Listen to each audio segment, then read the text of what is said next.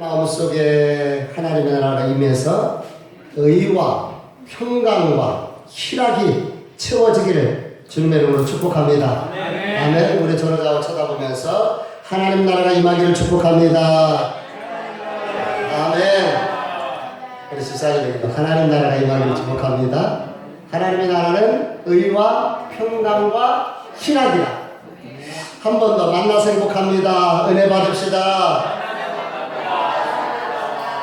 아멘.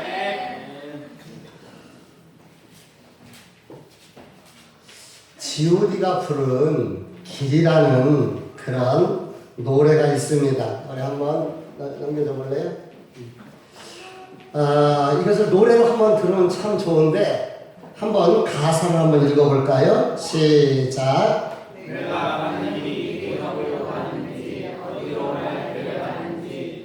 그것이 어딘지 알 수 없지만 오늘도 난 걸어가고 있네. 나는 무엇을 꿈꾸는가? 그 누구를 위한 꿈일까? 그 꿈을 이루면 나는 웃을 수 있을까? 지금 내가 어디로 가는 걸까? 나는 무엇을 위해 살아야만 하는가? 가사를 한번 한번 보세요. 내가 하는 길이 어딘지를 모른다는 거예요.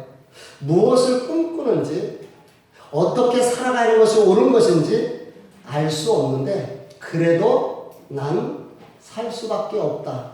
현대인들의 고뇌를 표현해낸 그런 노랫말이라고 이렇게 저는 생각이 돼요. 이 사람 나라의 앨리스에 보면은 처셔 캣이라는 고양이가 나오는데 처셔 캣은 아주 말을 잘하고 아주 이 재치가 있고 또 이렇게 꾀가 많은 그러한 고양이인데 이 사람 나라에 빠진 앨리스가 묻습니다. 어떻게 길을 빠져나가? 어디로 가야 되지? 그러니까 어디로 가는데? 나 잘 모르겠어? 그때 처서 캣이 이런 말을 합니다. 어디로 가는지 모르면은 아무데도 갈 수가 없어.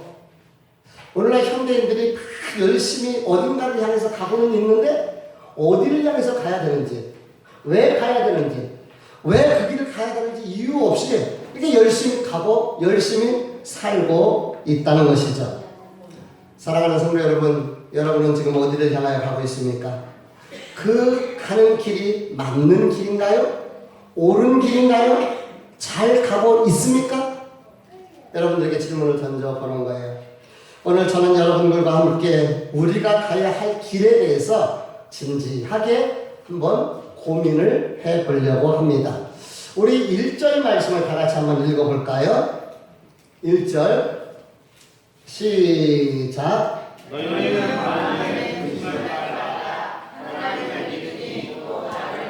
네, 너희는 뭐 하지 말라고요?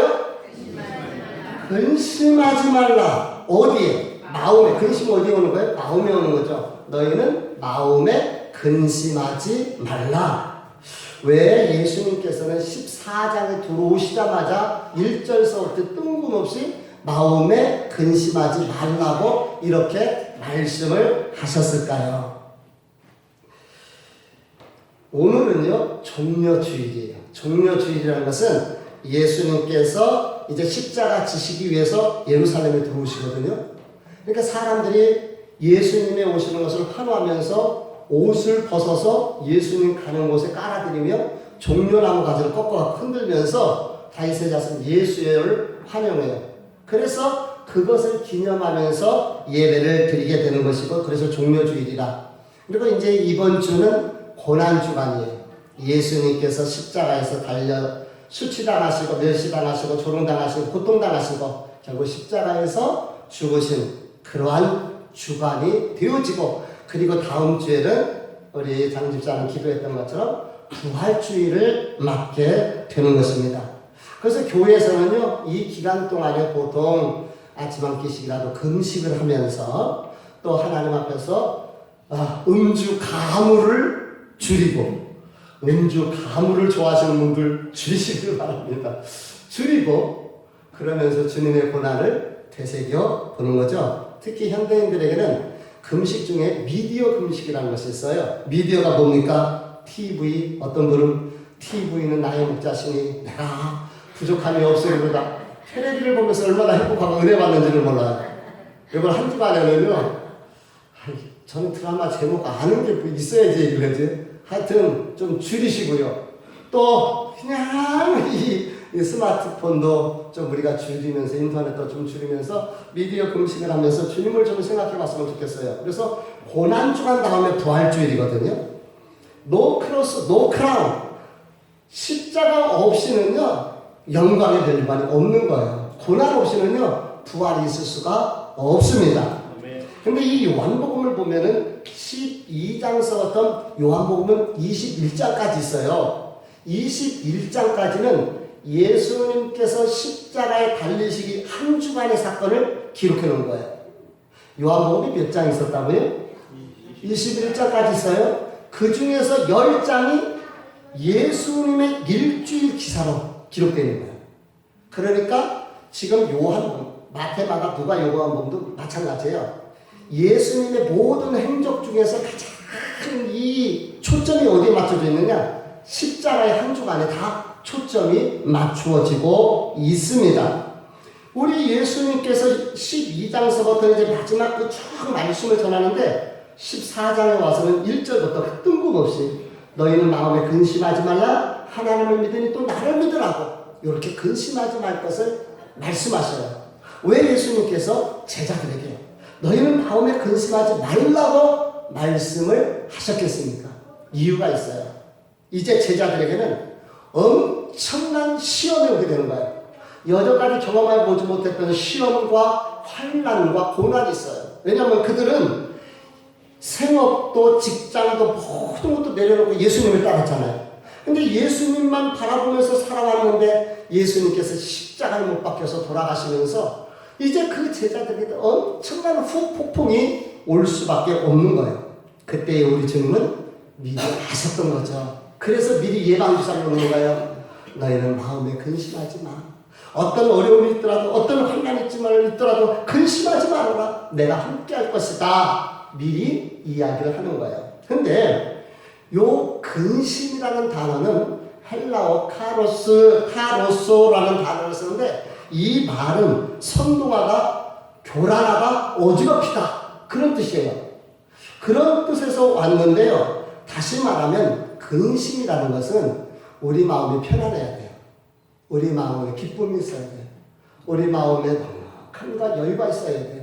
근데 뭔가가 우리 마음에 들어왔고 우리 마음을 선동하고 우리 마음을 교란하고 우리 마음을 어지럽게 하는 거. 그래서 염려가 되고 근심이 되는 거예요. 그래서 우리 마음이 온갖 복잡해지게 되는 것이죠. 아주 산란하고요. 아주 어지러워진 거. 이게 바로 근심인 거예요. 여러분 혹시 여러분의 마음속에 뭔가가 들어와서 평안해야 여러분의 마음이 요동하고 혼란하고 마음의 근심으로 채워진 적은 없습니까? 지금 여러분은 어떠신가요? 혹시 마음에 근심과 염려가 있습니까? 어떤 이는 물질 때문에, 경제 때문에, 사람 때문에, 여러 가지 요인들로 인해서, 자식 때문에, 여러 가지 요인으로 인해서 우리 마음이 평안했는데 마음이 깨어지는 거예요. 이게 근심입니다. 우리나라에서 겨울 축제 중에 화천 산천어 축제가요, 이게 이제 세계적으로 히트를 쳤다고 그래요. 그런데 이제 이 축제를 하다 보니까 우리나라 도좀 산천어가 있어야 되는데 이게 없어. 많이 부화가 안 되고 이렇게 되니까. 그래서 무늬가 비슷한 일본 거를 갖다가 방류를 했대요. 그로 인해서 생태계가 완전히 교란되는 거죠. 요즘 우리 하천에 보면은 그 방생한다고 청거무기 그런 것들 놔두고 베스 같은 거 이런 것들이 우리 하천을 교란시키는 거예요. 우리 하천이 편안해야 되는데 이런 것들로 인해서 원래 우리 마음은 편안하고 넉넉하고 질서가 있고 그래서 마음의 천국이 이루어져야 되는데 뭔가의 문제라는 불청객이 우리 마음속에 들어옴으로 우리 마음을 교란시킵니다. 우리 마음을 흔들어 놓는 거예요. 그것이 바로 근심이고 염려고 걱정이다. 문제가 생기면 누구하고 또 갈등이 있으면 흔히 트러블이 있다 이렇게 얘기를 하잖아요. 트러블. 그렇습니다. 근심은 마음에 트러블이 생긴 것을 말하는 거예요. 마음이 편안하고 안정해야 되는데 자꾸 뭔가 어려운 일이 있는데 마음이 자꾸 이 트러블 그래서 NIV 성경은 이 근심이라는 단어를 트러블이라는 단어로 번역했던 것을 볼 수 있어요. 근심은 마음에 일어난 트러블로 마음이 깨어진, 평안을 잃어버린 그런 모습. 평안이 깨지고 마음의 질서가 깨지고 안정이 깨지고 그러니까 불안한 것이고 초조해진 것이고 두려운 거예요. 여러분의 마음은 평안하신가요? 저는 오늘 우리 사랑하는 성도들이 제 마음속에 하나님의 나라가 임해서 의와 평강과 희락이 채워지기를 아침부터 간절히 구하고 기도했습니다. 저와 여러분의 심령 속에 하나님 주시는 하나님의 나라가 임해서 의와 평강과 희락이 되기를 주의 이름으로 축복을 드립니다. 왜 우리가 염려하며 근심하며 걱정하며 살까요? 이유가 있어요. 길을 모르기 때문에 그런 거예요. 왜 사람들이 방황하며 사시는지 아십니까? 길을 모르기 때문에 그래요. 왜 우리의 인생이 흔들리고 신앙이 흔들리는지 아십니까? 정확한 길만 알면 되는데 그 길을 모르기 때문에 우리 인생이 흔들려지는 것을 볼 수가 있습니다. 그래서 해답을 찾으려고 노력을 하지만 그 해답을 제대로 찾지를 못하고 방황하게 되는 것을 볼 수가 있어요. 여러분 요즘 외래어 중에서 가장 외래어 중에서 1위가 뭔지 아십니까? 외래어 중에서 한국 사람들이 많이 사용하는 단어? 지난번에 뭐요? 빨리빨리? 빨리빨리는 한국말이고 외국 중에서 빨리빨리 외래어 중에서 가장 우리가 나도 모르게 툭 튀어나오는 얘기 없어요?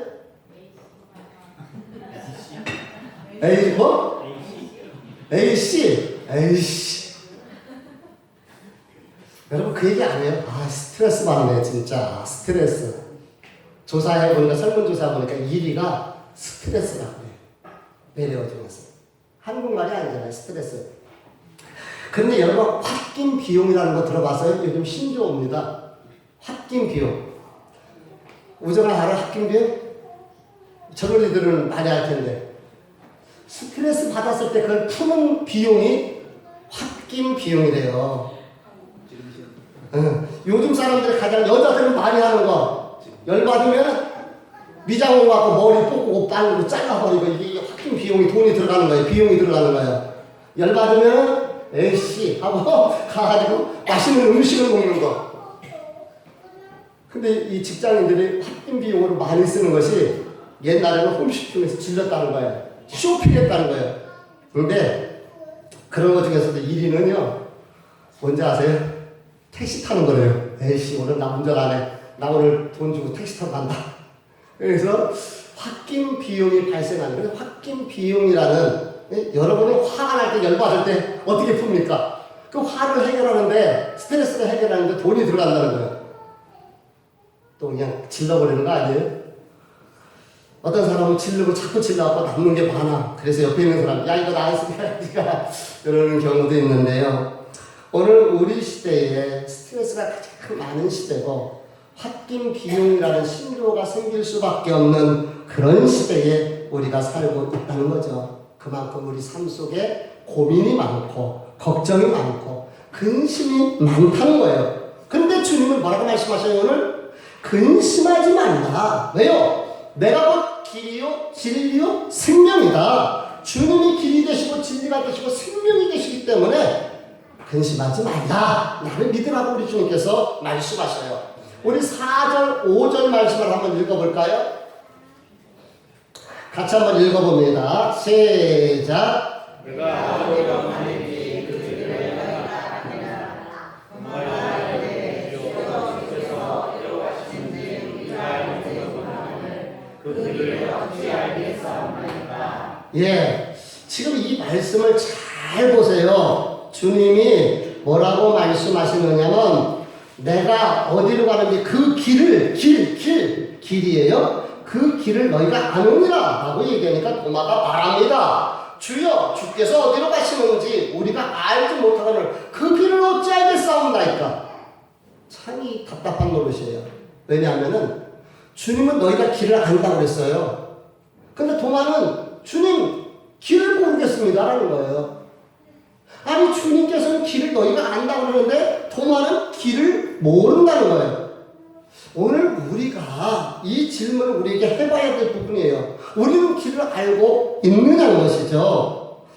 오늘 우리 신앙생활에서 꼭 필요한 질문입니다. 그러니까 주님께서 이렇게 말씀을 하시죠. I am the way, and the truth, and the life. 내가 곧 길이고, 내가 곧 진리고, 내가 곧 생명이다. 주님이 길이고 진리고 생명이라고 이렇게 말씀을 드려요. 지금부터 드리는 말씀이 정말 중요한 내용이에요. 잘 들어보시길 바랍니다. 마가복음 15장에 보면 우리 다 같이 읽어봅니다. 시작. 이에 성소 이장이 위로부터 아래로 찢어져 둘이 되니라. 예수님께서 십자가에서 못 박히실 때에 성수의 휘장이 위로부터 아래로 찢겨져 내렸다고 이렇게 얘기합니다. 그러니까 여기를 성전, 성막이라고 한다면은 요렇게 이 앞쪽으로 휘장이 쳐 있어요. 한번 이스라엘의 성막의 모습을 한번 보시기를 바랍니다. 이 성막이 여기가 번제단이고 물구멍이고 이제 이 안에가 이제 성소인데 이 성소 안에는 어떻게 되어 있느냐면은 이 단면이라 잘 여러분은 좀 흐려서 그런데요. 이 성소 안에 들어가면은 등대가 있고 떡상이 있고 여기에 보면은요 이게 휘장이 있어요. 이 휘장이 성소 이 휘장 안에가 지성소가 되는 거예요. 이 지성소 안에 뭐가 있느냐면은 법궤가 있습니다. 이 법궤, 이 지성소 이 법궤 위 이 덮고 있는 것은 속죄소. 죄를 속하여 준다. 근데 사실 죄가 덮어지는 거죠. 이 뚜껑을 닫아 놓은 거예요. 이게 바로 지성소예요. 우리가 하나님 앞에 나갈 때에 우리가 이 안으로 들어갈 수가 없어요. 왜냐하면 휘장이 막고 있기 때문에 그렇습니다. 근데 이 휘장은 이게 9.34cm 정도 사람의 9.34cm 되는 천이에요. 그러니까 두께가 상당히 넓은 거죠. 이것을 사람의 힘으로 죽었다 깨어나도 찢어낼 수가 없습니다. 이게 24개의 이 실을 꼬아서 72줄로 만들었고 이거를 직조한 그러한 이 휘장이에요. 길이가 22.4m 그리고 너비가 11.2m 요 길이의 반이 되는 거예요. 너비가 이렇게 이것이 다 가로막고 있는 거예요. 절대 그 안으로 일반인들이 들어갈 수가 없어요.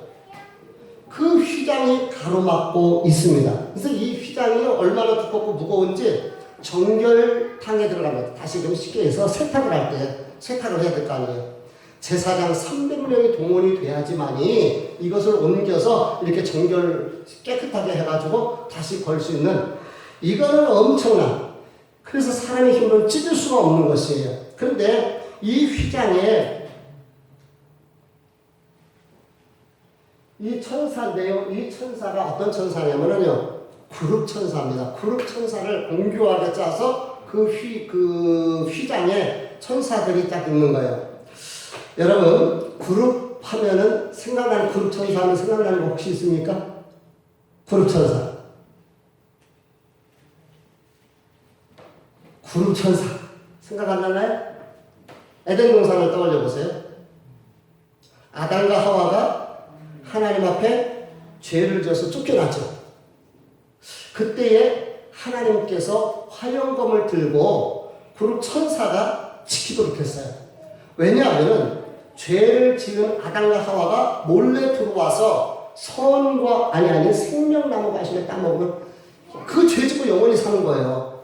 그러니까 그것을 막기 위해서 천사를 동원해서 화영검, 불로 된 불칼이죠. 쉽게 얘기하면 불칼을 가지고서 지키도록 이렇게 했던 것을 볼 수가 있습니다. 그래서 이 유대인들 이스라엘 사람들이 성전을 지을 때 기본 정신, 근본 정신이 뭐냐면은 예전에 쫓겨났었던 에덴 동산으로 회귀해요. 에덴 동산으로 다시 돌아가는 거예요. 그 에덴 동산이 어떤 것입니까? 상징성이죠. 그것은 바로 천국이라는 거예요. 그 에덴 동산은 하나님이 계신 곳이에요.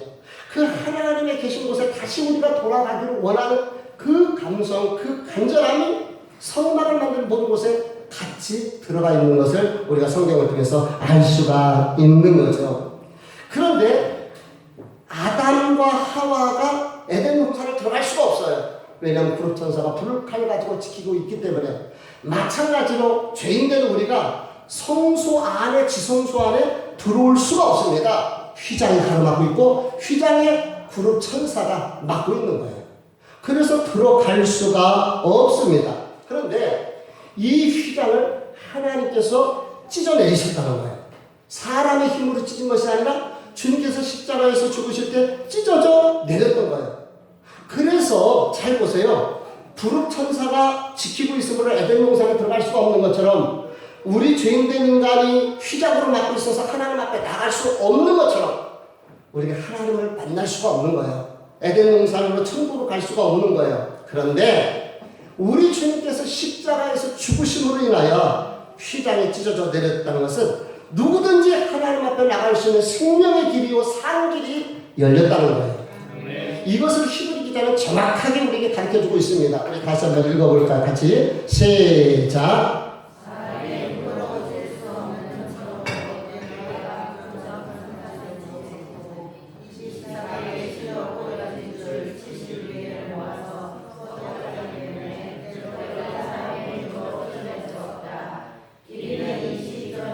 아니 그거 지금 보고 있어요? 자 죄송해요. 그러므로 형제들아 쉬어야죠.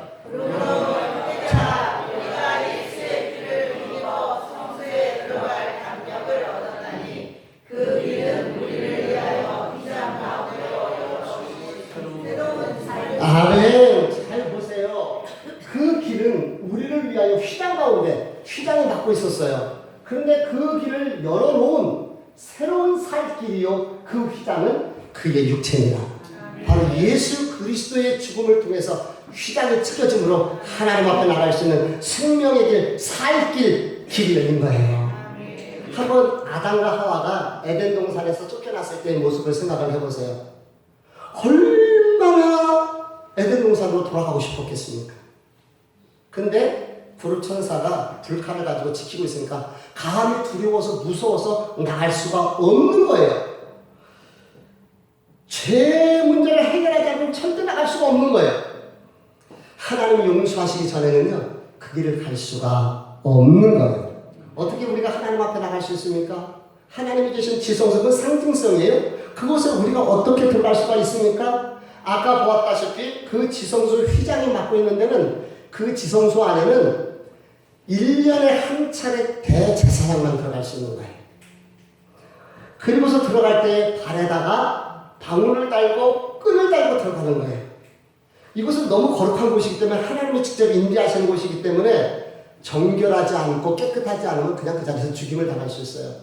그러면 딸랑딸랑 소리가 나지 않으면 죽은 거예요. 그러면 어떻게 그 안에 휘장 안에 들어가서 끄집어낼 수 있어요? 못 끄집어내는 거예요. 그러니까 줄을 잡아 당겨가지고 끄집어낼 수밖에 없는 그렇게 무서운 곳이야.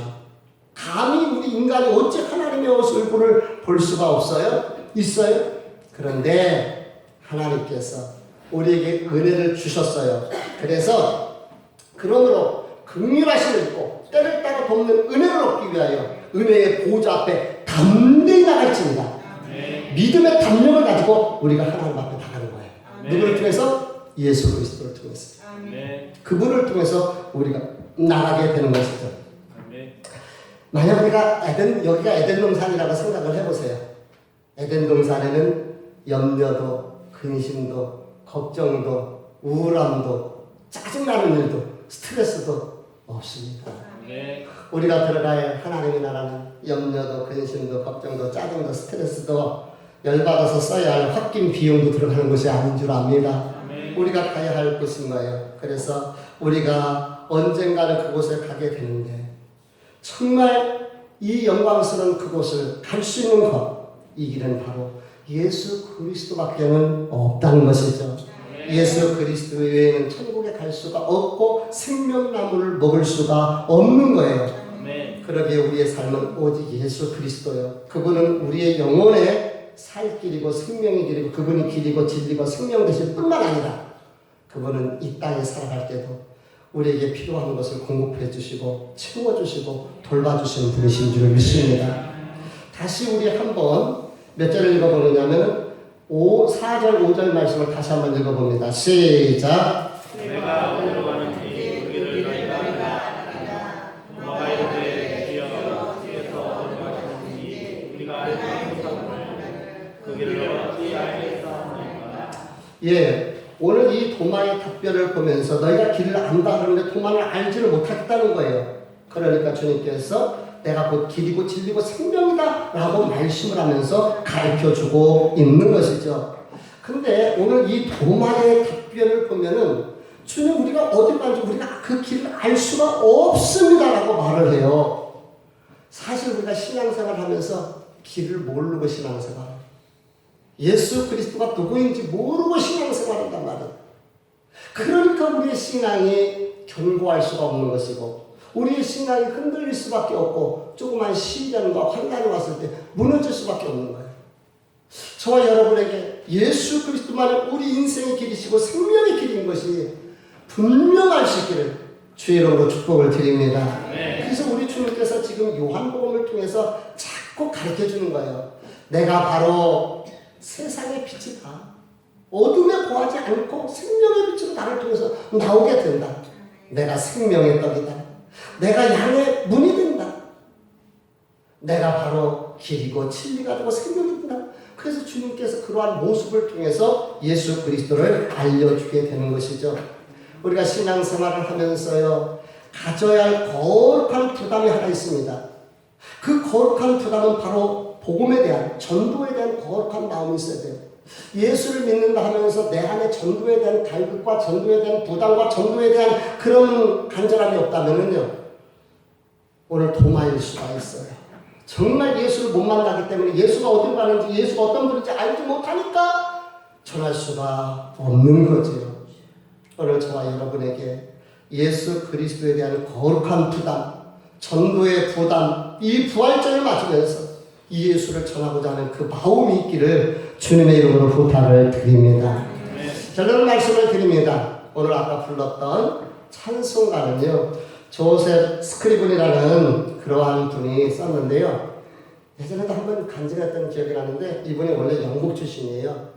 캐나다로 와가지고 대학을 졸업하고 와서 캐나다에서 이제 학교 선생님을 합니다. 그런데 그때에 아주 너무 아름다운 아가씨를 만나요. 그리고 그 아가씨와 약혼을 하고 열렬히 사랑을 합니다. 그래서 이제 결혼을 하는 거예요. 얼마나 기대가 되고 기다려졌겠습니까? 그래서 이제 결혼을 준비하고 식장에 가는데 이게 웬일입니까? 캐나다는 호수들이 많고 막 그러니까 이 세상에 배가 오다가요 침몰을 해서 신부가 죽습니다. 이야, 이 얼마나 이 결혼식 날 당일날 신부가 결혼식장에 오다가 죽었으니 얼마나 마음이 아프고 얼마나 고통스럽고 얼마나 아플까요? 얼마나 아프겠습니까? 그래서 학교도 그만둬버리고 식음을 전폐하고 염려하고 속상해서 그러면서 막 방황을 하는데 어느 날 하나님 앞에 간절히 기도했다는 거예요. 그때 주님의 음성이 들려옵니다. 한번 읽어볼까요? 시작.